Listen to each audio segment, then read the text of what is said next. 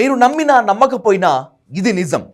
తెలంగాణ మంత్రులు, deputy CM బట్టి, ముఖ్యమంత్రి రేవంత్, ప్రతిపక్షాలతో పాటు మీడియా అధిపతులు ఆడుతున్న వికృతమైన ఆటలో చివరికి అధికారులు, ఆయా సంస్థల్లో పనిచేసే జర్నలిస్టులు ఫూల్స్ అయ్యారు, పరువు పోగొట్టుకున్నారు. ఈ ఓవరాల్ గేమ్లో అసలు ఎవరి పాత్ర ఏమిటి? బొగ్గుగని రాజకీయం ఏంటి? బొగ్గుగని వెనుక నిజంగా ఎవరున్నారు? ఈ వాటాల పంచాయతీ ఎవరెవరి మధ్య జరుగుతోంది? దీనికి ఫైనల్గా ఐఏఎస్లు, జర్నలిస్టులు ఎలా బలయ్యారో ఇప్పుడు చూద్దాం.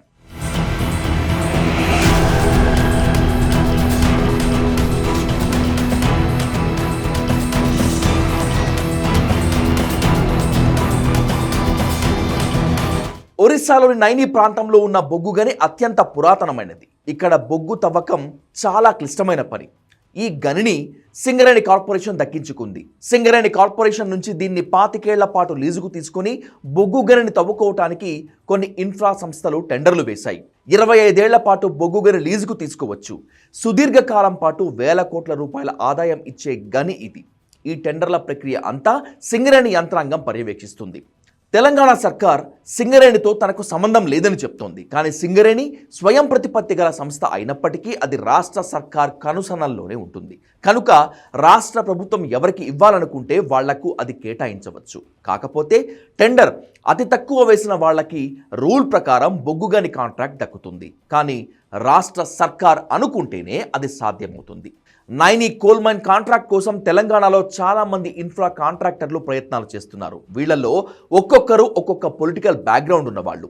ఏఎంఆర్ మహేష్ రెడ్డి చాలా అనుభవం ఉన్న ఇన్ఫ్రా కంపెనీ అధినేత. ఏపీలో చంద్రబాబుకి, తెలంగాణలో రేవంత్ రెడ్డికి ఇద్దరికీ బాగా కావాల్సిన వ్యక్తి. అంతేకాదు కోల్ మైనింగ్లోనూ మహేష్ రెడ్డికి విస్తృతమైన అనుభవం ఉంది. ఏఎంఆర్ మహేష్ రెడ్డికి నైని బొగ్గుగని కట్టబెట్టాలని ప్రభుత్వంలో ఓ బలమైన వర్గం భావిస్తోంది.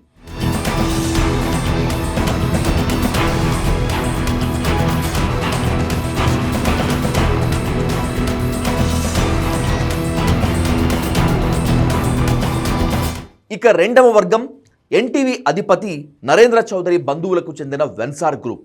ఈ వెన్సార్ గ్రూప్తో కలిసి మేఘా ఇంజనీరింగ్ కూడా నైని బొగ్గుగనిని దక్కించుకోవడానికి ప్రయత్నాలు చేస్తోంది. Narendra Choudhary, deputy chief minister Bhatti Vikramarka మధ్య దశాబ్దాల కాలంగా స్నేహం ఉంది. కనుక ఈ వర్గం కోసం బట్టి ప్రయత్నిస్తున్నట్లు సమాచారం. ఇక మూడవ వర్గం కోమటిరెడ్డి బ్రదర్స్కి చెందిన సుషి ఇన్ఫ్రా కంపెనీ. నిజానికి ఈ సుషి ఇన్ఫ్రా కంపెనీపై గతంలో విజిలెన్స్, ఇన్కమ్ ట్యాక్స్ దాడులు జరిగాయి. ఈ సంస్థపై అనేక ఆర్థిక ఆరోపణలు ఉన్నాయి. ముగ్గురు ప్రధాన కాంట్రాక్టర్ల కోసం తెలంగాణలో 3 బలమైన వర్గాలు నైని బొగ్గుగనిని వాళ్లకు కట్టబెట్టేందుకు ప్రయత్నిస్తున్నాయి. ఇందులో ఎవరి ప్రయోజనాలు వాళ్లకు ఉన్నాయి. నైని బొగ్గుగని టెండర్ల నుంచి మిగిలిన వాళ్లను పక్కకు తప్పించడానికి ఎవరి ప్రయత్నాలు వాళ్ళు చేస్తున్నారు. ఇదే సమయంలో ఎన్టీవీలో ఆఫ్ ద రికార్డ్ పేరిట ఓ కథనం ప్రసారమైంది. ఓ మంత్రి గారు మహిళా అధికారులకు వ్యక్తిగత లాభం చేకూర్చారంటూ ఓ కథనం ప్రసారమైంది. 2025 అక్టోబర్ 26న ఆంధ్రజ్యోతిలో కొత్త పలుకు కథనంలోనూ ఇదే విషయాన్ని రాశారు. కొందరు మంత్రులు మహిళా అధికారులను ఇళ్లకు పిలిపించుకుంటున్నారు అని రాశారు. కానీ అప్పట్లో ఇది పెద్దగా బయటకు రాలేదు. ఎన్టీవీ కథనంపై నానా రచ్చ జరిగింది.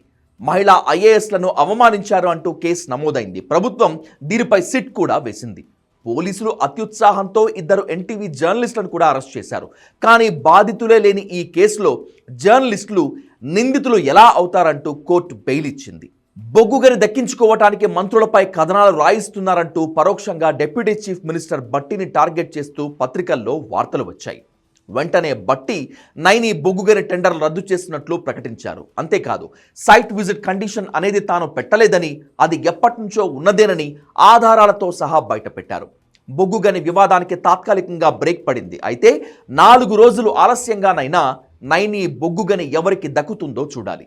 సీఎం రేవంత్ రెడ్డి ఏఎంఆర్ మహేష్ రెడ్డికి కట్టబెడతారా? డిప్యూటీ సీఎం బట్టి మేఘా కృష్ణారెడ్డి అండ్ టీంకు ఈ గని అప్పగిస్తారా?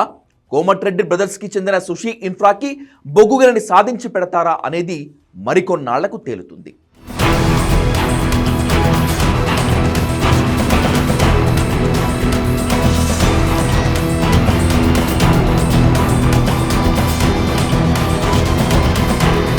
కాకపోతే ఈ ఎపిసోడ్తో ఏ సంబంధం లేని ఐఏఎస్ అధికారులు, జర్నలిస్టులు అల్లరిపాలయ్యారు, పరోక్షంగా పరువు పోగొట్టుకున్నారు. తమకు తెలియకుండానే ఈ వివాదంలో భాగమైపోయారు. పోలీస్ కేసులను ఎదుర్కొన్నారు. నైని బొగ్గుగని చుట్టూ తెలంగాణ రాజకీయాన్ని నడిపిస్తున్న లీడర్లు, పారిశ్రామికవేత్తలు, మీడియా అధిపతులు మాత్రం ఇంకా ఎవరి గేమ్ వాళ్ళు ఆడుతూనే ఉన్నారు.